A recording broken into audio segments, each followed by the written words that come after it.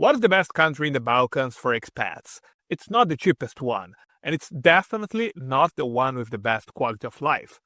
We have guided hundreds like you to move to Europe. Their biggest mistake? To pick a beautiful country with low prices. A year later, inflation is eating their savings and they are fighting with immigration. The best country, actually, is the most predictable.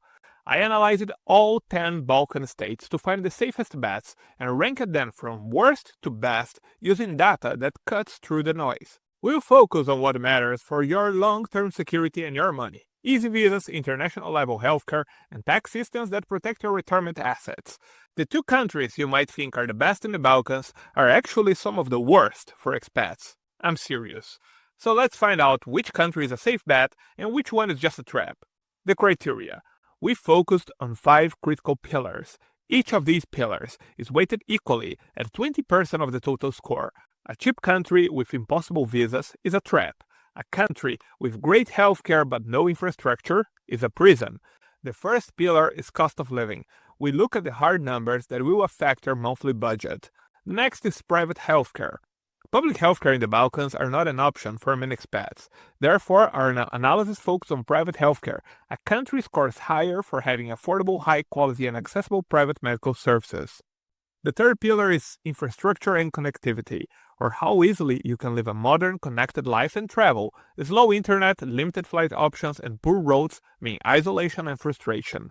The next is residency and visa ease. Here we measure the difficulty of obtaining a long-term residency permit for a non-EU citizen. A high score means a clear, fast, and straightforward path to legal residency. The fifth is language accessibility.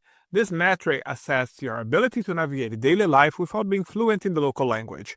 Our score is derived from the percentage of the population, particularly in urban areas, that speaks English to a conversational level. 10th place, Kosovo looks cheap and uses the euro. That attracts some people. But when we test it against long-term residency, healthcare access, and real infrastructure, the costs reappear as risk. Residence permit processes still have an uncertain framework. Kosovo is a very young state, and some rules are still informal. That produced the lowest residency ease score in our dataset, 1 out of 10. This uncertainty affects leases, banking, and insurance eligibility. Healthcare is the second major gap. Private systems lack verifiable, accredited facilities for US expats. The private healthcare score is 2. For anything more serious, you may need to seek care across the border. Infrastructure remains thin once you leave Pristina. The score for this factor is 2.5. Concentration in one city creates single-point failure. If the roads to the capital are blocked, you have a problem. Regarding language barriers, in Pristina, around half of the younger population speaks English, but outside the capital, the numbers are likely much smaller. The good side, the cost of living score an 8, and euro usage helps with currency convenience. That creates a paradox: easy day-to-day spending, but regulatory uncertainty and exposure to external pressures. Volatility and severe data limitations across pillars push hidden costs onto you. Legal fees, visa runs, medical travel, and insurance denials are the real bill. Here are the final scores for Kosovo. Cost of living 8, private healthcare 2, infrastructure 2.5, residency ease 1, language 3.5, for a weighted total of 3.4 out of 10. But amid these massive structural problems, there is a significant positive point about Kosovo. They are some of the most American-friendly people in the world. In Europe, just Albania is as US-friendly as Kosovo. 9th place, Bosnia and Herzegovina looks affordable, but predictability is not there. And I will not even mention the possibility of the country being split. The cost side helps at the start. In Sarajevo, the capital, and considered expensive by Bosnian standards, you can find many apartments for less than $480. That gives a cost of living score of 7. If you optimize for rent alone, it reads like a win, but the long-term pillars pull it down fast. The bureaucracy to obtain residency is the first constraint. The complexity results in a low residency ease score of 3. Healthcare is the bigger risk. Here is what a local told us, open quote. Almost everything is owned by the state. They take money from your paycheck every month. If you don't die from disease, you have high chances to die from our healthcare. End quote. Private healthcare score is just 3. Infrastructure lands in the middle at 5. Improvements exist, yet still subpar for European standards. Sarajevo airports connect the capital to some European capitals and also to the Middle East. Language access score is 4.5, meaning moderate English proficiency. You can function in parts of Sarajevo, but if you need to contact public employees, it might be complicated. Of course, you can always learn Serbo-Croatian, and then you would be able to communicate in almost half of all the 10 countries of this ranking. It might look challenging, but as someone who's learned Slavic language from scratch, I guarantee it's also a lot of fun. Sarajevo has better infrastructure than the rest of the country, but centralization also creates single-point dependency.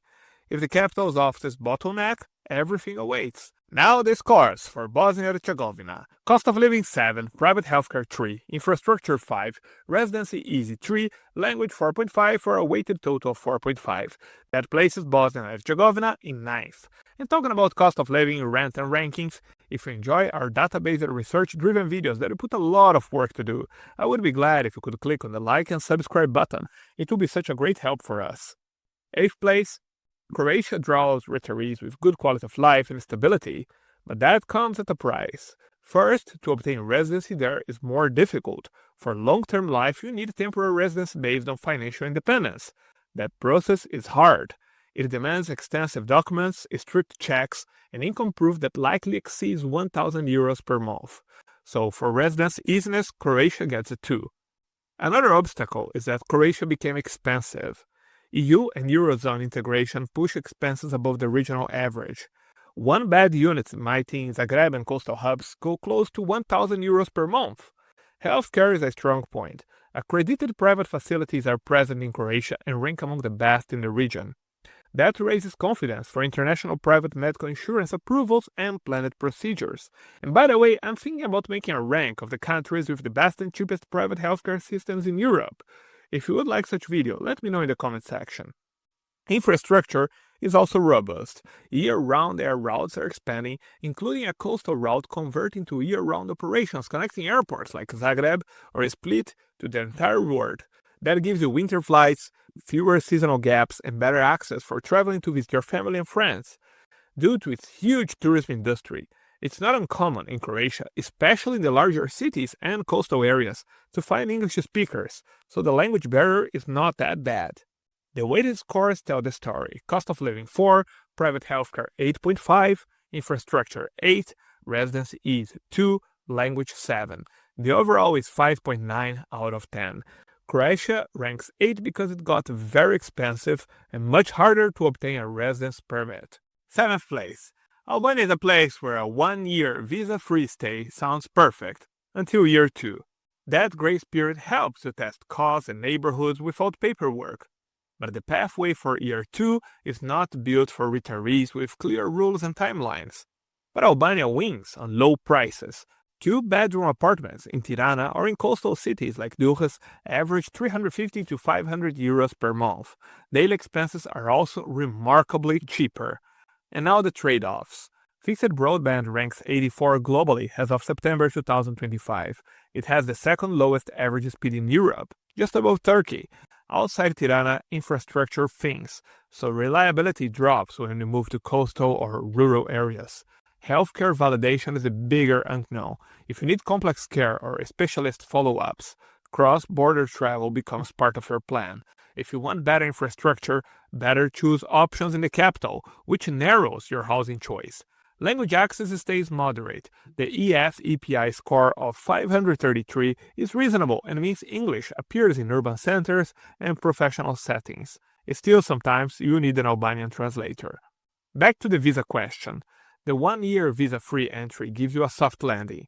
After that, you need to apply for a residence permit, which will require some paperwork.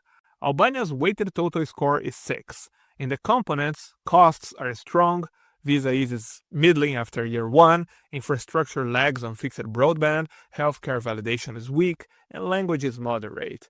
You save a lot on rent and daily spend, but you trade predictability and system depth.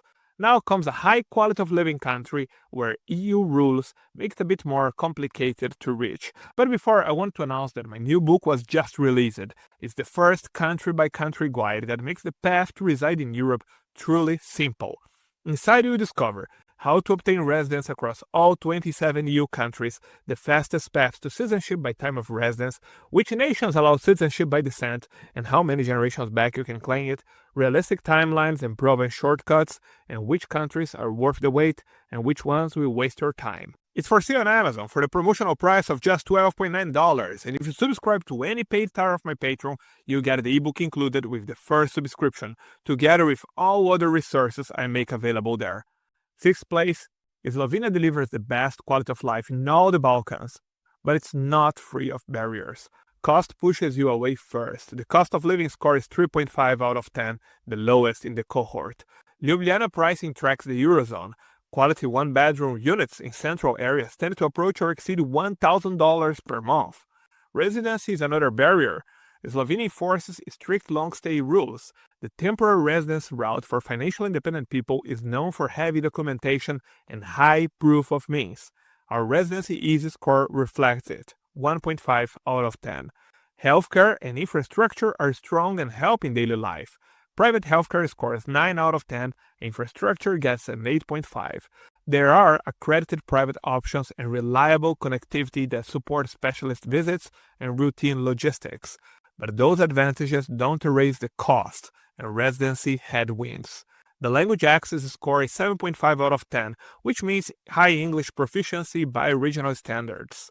Even so, the high proportion of English speakers is not enough to offset the high rents and everyday prices. High cost of living erodes the budget. Residency rules create a narrow legal corridor. Here are Slovenia's scores from our research. Cost of living 3.5, private healthcare 9, infrastructure 8.5, residency ease 1.5, language 7.5 for a weighted total of 6 out of 10. That places Slovenia in the 6th position.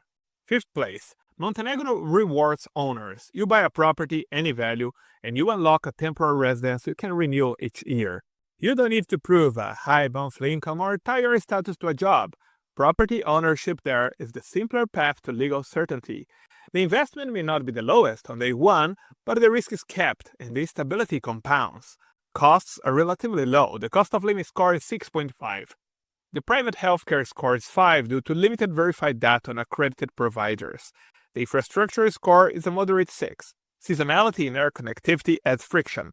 Off-season routes shrink, which can slow family visits and medical trips.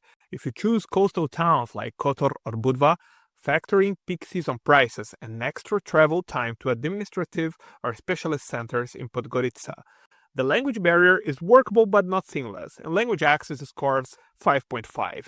The scores for Montenegro: cost of living 6.5, private healthcare 5, infrastructure 6, residency easy 8, language 5.5 for a weighted total of 6.2.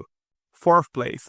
North Macedonia lands here because two pillars carry the weight: private healthcare and cost.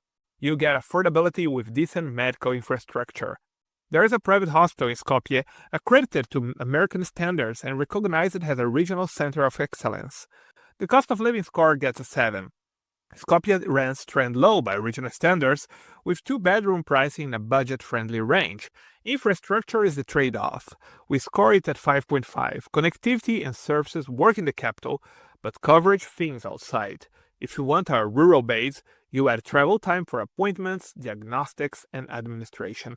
The bureaucracy to obtain a residence permit is not frictionless. There are possibilities to obtain a residence permit, yet none are specific for expat retirees. The residency easy score is 5. Language access is workable and gets a 6. Final scores: cost of living 7, private healthcare 8, infrastructure 5.5, residency is 5, language 6. The weighted total is 6.3 out of 10, which places North Macedonia 4th. 3rd place. Serbia earns this spot because it balances cost, access, and predictability without forcing you through extreme paperwork. You get a workable entry via the passive income route. For the initial application, you show at least 1,500 euros in a local bank. That gives retirees a clear doorway without employment or large investments. Once you're in, you can plan renewals with fewer surprises than many neighbors. The cost of living in general is low, actually very low for European standards. While Belgrade is not an expensive capital when compared to other capitals, it is expensive when compared to other cities in Serbia, which are often much cheaper. Novi Sad, for example, trims costs a bit while keeping access to good infrastructure and medical services. Digital infrastructure is decent, average internet speed hits 86 megabytes per second, road quality and power reliability are not at top EU level, so the final infrastructure number lands at 7. Healthcare in Serbia, especially in the private sector, is moving in the right direction. The public system has limits, but the private market offsets it. Diagnostics, specialist consults, and planned procedures with clear pricing and faster scheduling. Private healthcare gets a 7, reflecting growing options and workable insurance integration. Language access earns a 8.5. In large cities, many people speak English. Connectivity for travel supports the plan. Belgrade's year-round air connection simplifies family visits and holidays. The scores for Serbia are cost of living 7, private healthcare 7, infrastructure 7, residency is 6.5, language 8.5. The weighted total is 7.2 out of 10. That puts Serbia in third. If you want a clear residency path, workable costs, and dependable connectivity, Serbia checks those boxes. Second place, Romania ranks second because the numbers align across visas, care, language, and cost.